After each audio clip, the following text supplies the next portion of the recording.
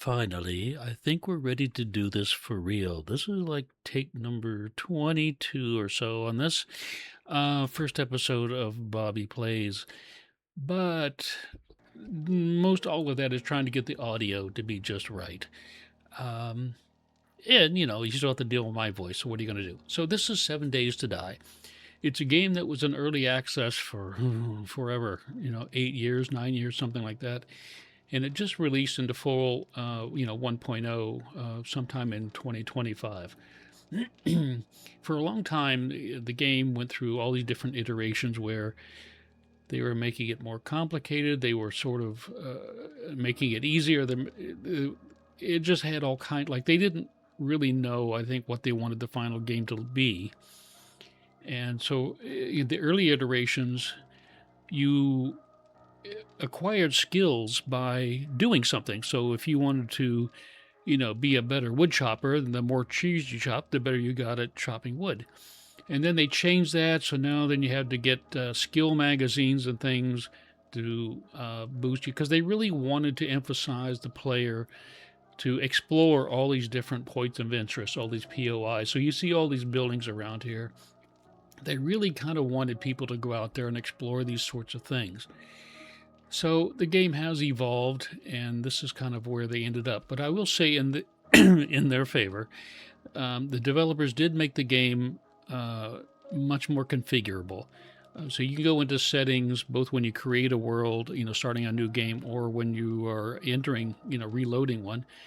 That you can adjust the settings for how difficult it can be. Everything from there are no zombies at all, or it could be something that was much more challenging.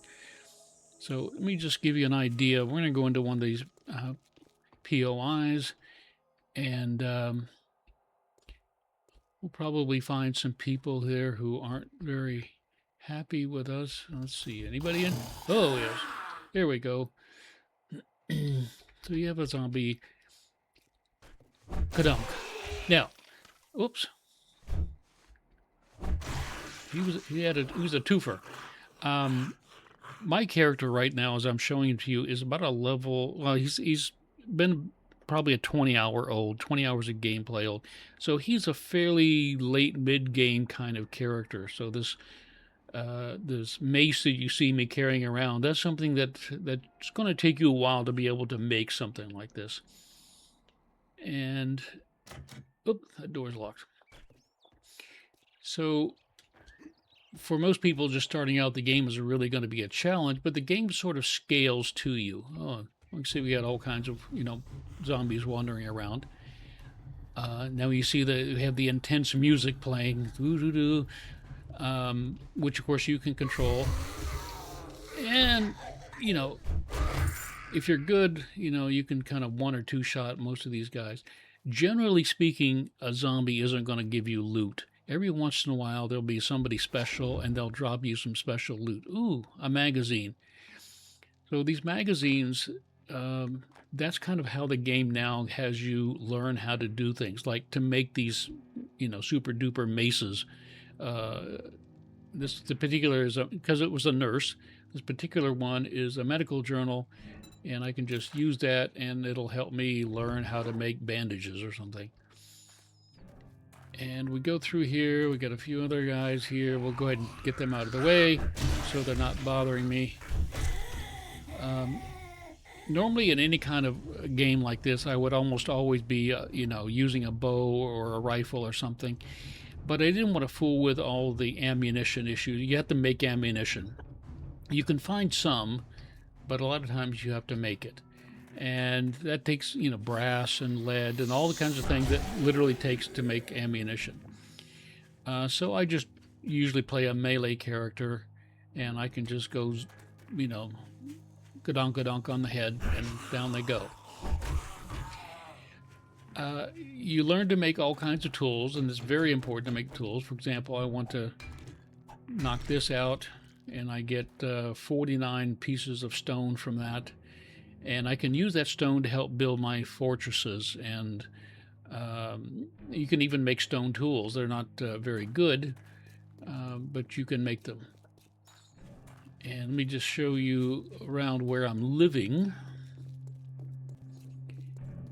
It's across a little creek here. And this is an electrical supply kind of place, and electrical contractor. And I took over the place and I made it my little home. I've got a little, workbench that I've got here, and I've got other things.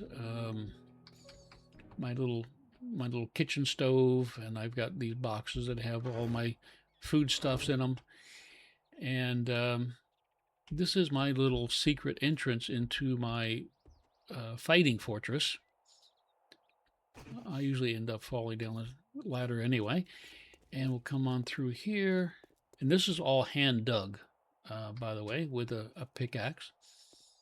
And then we'll come up this set of stairs. I don't know, I keep calling stairs, they're ladders.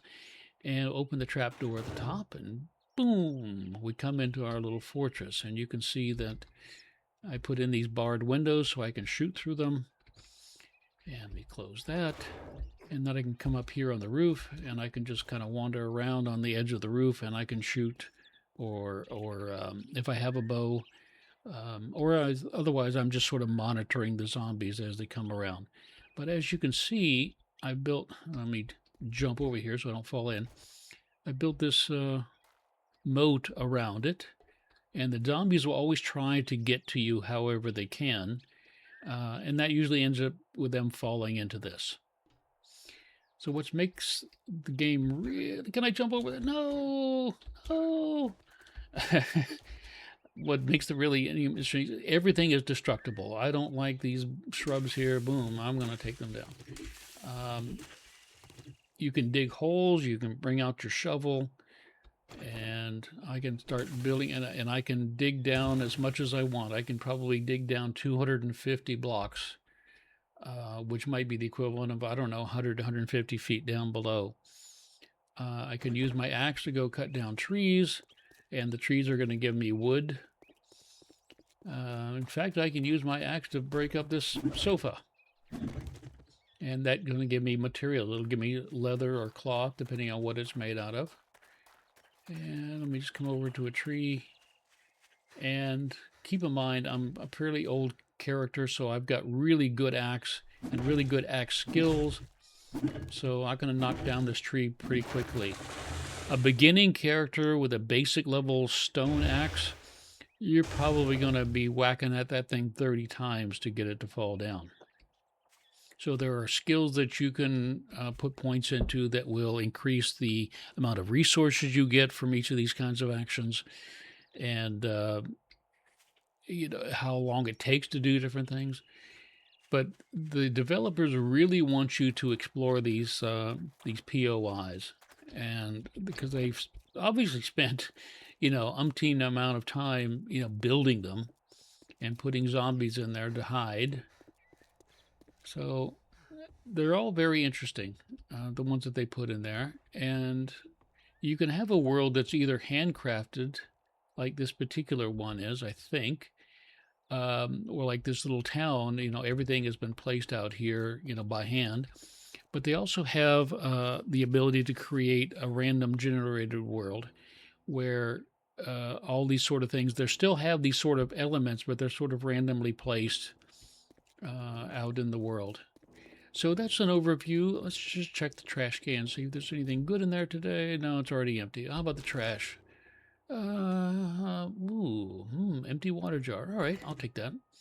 Water jar, you can just go over to any body of water and you can fill it up.